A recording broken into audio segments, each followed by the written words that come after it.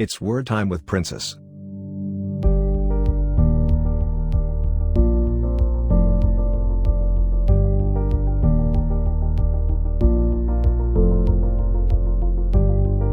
Hi, good evening everybody. Welcome. It's another time with Princess. Okay guys, last week we looked at leadership template theory. We understood what leadership is all about in another dimension. We understood what it was in another dimension last week. So today we're going to be looking at leadership template 4. Matthew 23:11, still our anchor scripture. It says, but he that is greatest among you shall be your servant. But he that is greatest among you shall be your servant. Now I need you to understand that servanthood is not demeaning or a position for nobodies, but a position for people who are responsible and work-oriented.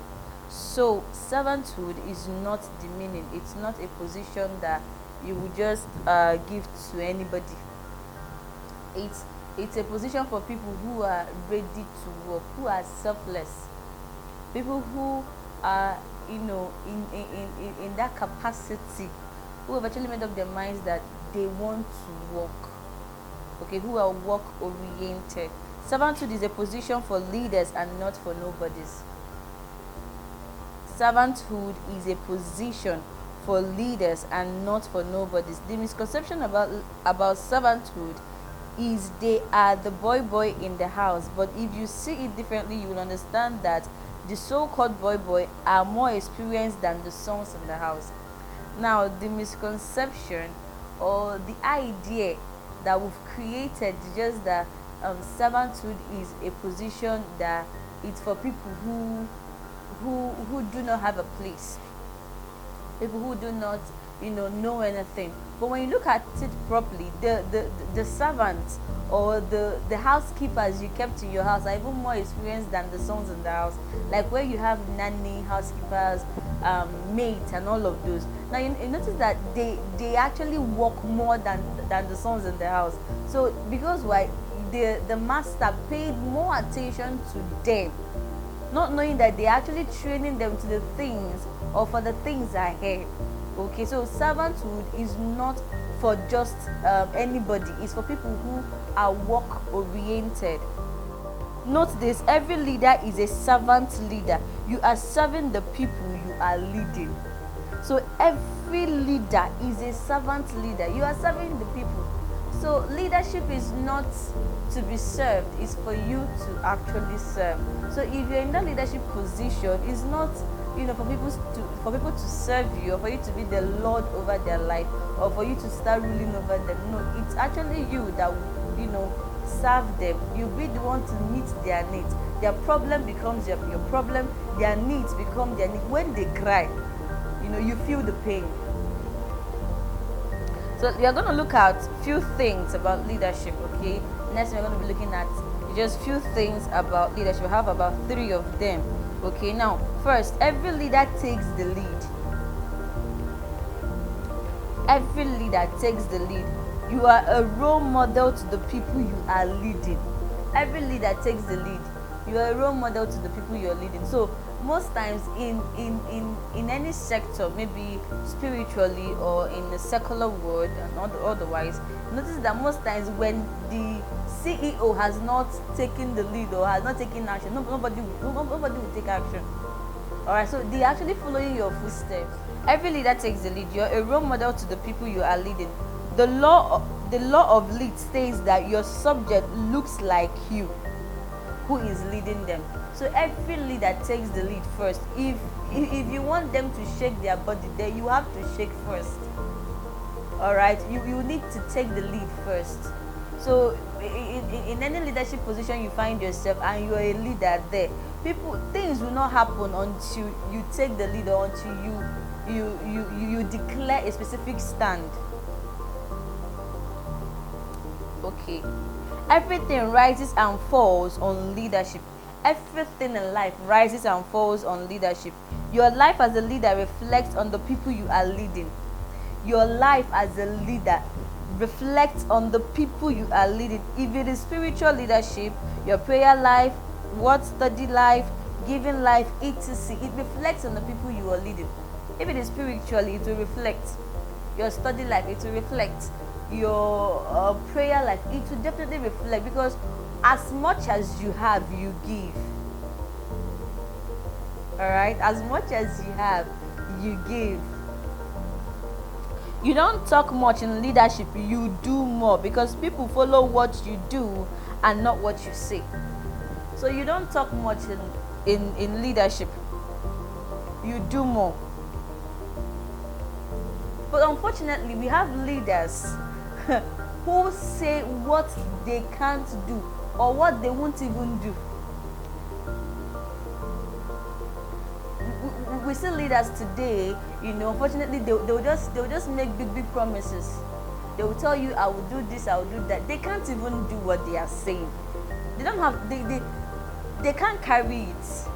Okay, unfortunately, we have leaders who say what they don't do and won't even do. We have people in leadership positions, where before you swear them in or you elect them, all right, they will make big promises. I'll build good hospitals, I'll grade the roads and all of this, but they can't do them. Okay, I once told us that leadership is better caught than taught. That is, people actually tend to, look at what you do more than what you say. All right, they look at your character as a leader. As you're desiring to be a leader of men and women, become a lead and take the lead. Become the lead. Become the one they are saying. Okay, and then take the lead. Don't just say the things and not do them. Please make sure that whatever you say in your own little way, please try to carry them out. All right. The second point I have here is every leader must be an example. Your life as a leader must exemplify what you are saying. The Bible has this to say about Jesus: the thing he began to do and to teach. So first, Jesus began to do before he began to teach. So if you're talking about character, then you must first of all cultivate character. Before telling someone else about character, you need to first of all remove what is in your eyes before you remove what is in another person's eyes. That's that thing. So you can't possibly tell people what you don't do. Well, when you want to talk about Thanksgiving, then you need to first of all cultivate that habit before telling people about it. You cannot be effective in leadership until you become. People see what you are teaching before they will accept. Okay, you cannot be effective in leadership until you become. People see what you are teaching before they will accept. Now for instance, a man selling cough syrup, coughing. Will people buy that product or that medicine? No. Why? Because first of all, it's either he is deceiving people, or the drugs are not effective, or he wants to just lie. Because you cannot be coughing and you're selling cough syrup. People will expect you to first of all heal yourself before you talk about healing others. All right, you cannot talk about the love of God, or you cannot talk about love if you do not love or you don't know how to love. So if you must talk about love, then you must be a lover yourself. So rather than pursuing leadership position, train yourself to become. People will elect you themselves. One thing with character is, people don't follow who they don't trust. Once they trust you, once you're someone of character, people will naturally come to you. People will get loyal to you if you're someone of character, integrity. So once you have these things, people will naturally, come to you, submit under your leadership. All right, the last one, acquire skill. Leadership requires training and self-development. Leadership requires training and self-development. Now, skill in this regard is not necessarily learning how to speak good grammar, but building emotional and love capacity. So, it's not really about speaking of good grammar, because most people who speak big grammar, they are not really intelligent. Yeah. So it's not about the grammar. It's not about knowing all the phonetics and all of those. Now, building love. Because if you must be a leader, then you must have love. The reason why the disciples of Jesus, why they were able to follow him, were because they saw more of a lover than a leader. That we talked about that in the components of love. So you cannot lead people if you're not a lover, and if you cannot carry some emotional things, okay, if you cannot stand emotionally, okay, if you can't stand emotionally, there are things you cannot do. So people will stretch you. In leadership, people will annoy you. In leadership, people will provoke you. But it takes love, God's kind of love, for you to be able to keep doing what you're doing, regardless of what people say, what they do, or what they throw at you. So please, as a leader, build love and emotional capacity. Every leader needs love capacity to be able to be effective in leadership. Every leader needs love to be able to be effective in his leadership position. Because if you don't have love, it will get to a point where you'll be tired. Yeah, it happens to all of us, where you're just like, they might not be meeting up to what you want or your expectations. But in a situation where you have the love of God in you, and you know what Christ says about love, and you know that God is love, so you'll be able to even carry on without, with or without them.